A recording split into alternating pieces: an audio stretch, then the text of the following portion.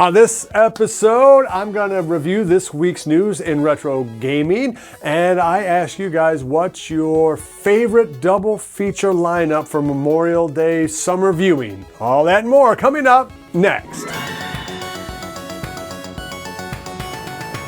Hey everybody, it's JDV here for Evil Genius Entertainment. Happy Memorial Day for everybody here in the States. Right off the bat, go over and check out Reanimated Episode 4. That's our sort of big Memorial Day release. It's our 4th zombie episode. It's our longest and best episode.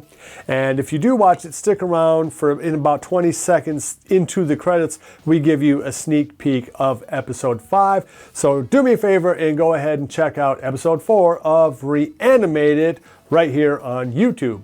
In terms of news this week in retro gaming, rumors continue to swirl around Arcade1up and what they will or will not announce at E3. I'm not going to go into that too much because I think most of the rumors have now been pretty rehashed.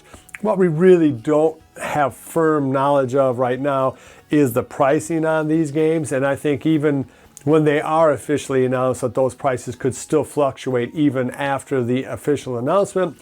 I'll do a whole E3 episode in 2.5 weeks when it actually happens. I will say this, there is a rumored 2-player countercade that is going to be announced at E3 from Arcade1up. And either that is the dumbest idea of all time, or it's the smartest. I'm not sure which. I just don't know how two people could fit around a countercade playing a 2-person game.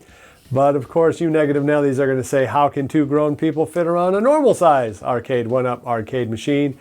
And I really won't argue you too hard on that point.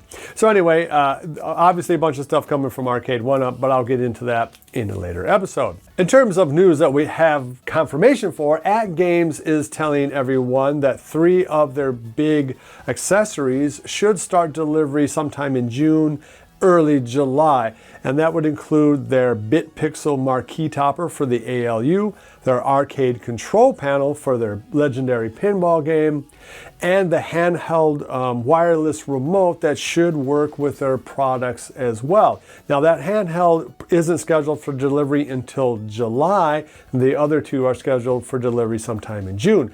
I should have my review up of both the wireless handheld controller and their core puck thingy-do.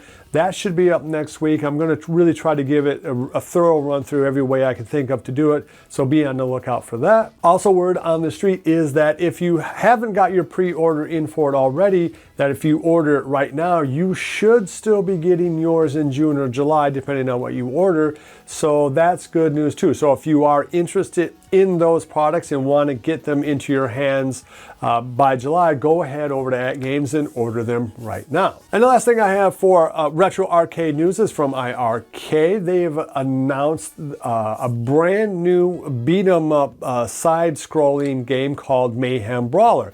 It's going to make its world debut on, I think, August 18th, sometime mid-August, on PlayStation 5 and Xbox One and the iiRcade. Hey, let's give credit to iiRcade.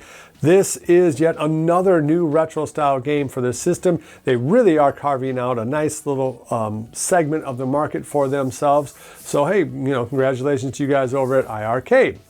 All right, so let's get to the main topic of this episode, and that's going to be if you were going to watch a double feature at a drive-in this Memorial Day weekend or in somebody's backyard, with a projection screen TV or whatever, what would it be?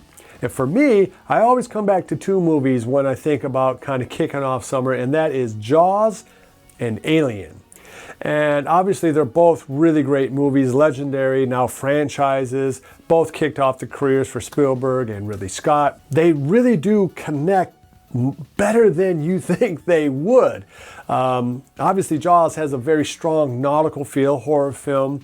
Obviously Aliens is a horror film, and you might not think of it as a nautical seafaring type movie, but it really is. If you think about it as a ship that finds a lost island and picks up a deadly stowaway who then kills all the crew but one, it really does fit into the tone, the music of it, all of it is just very it just matches perfectly to Jaws. It's just a great 1-2 punch. And what's really cool about that is that before it gets dark, say if you have a setup outside, you know, with a projector on a sheet or something, is that during the day you can be playing Jaws and Aliens on your Zen pinball game.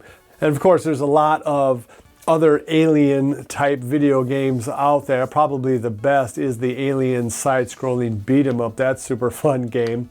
I don't know that there's a really great Jaws standalone video game. Of course, there's Shark Attack and some of those other older kind of light gun type games.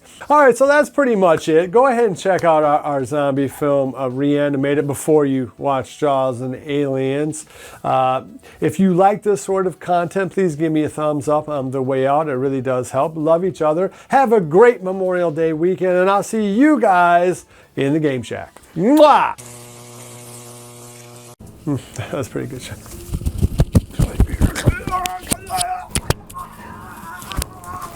Be sure to visit evilgeniusentertainment.com for exclusive content, swag, casting call news, and much, much more.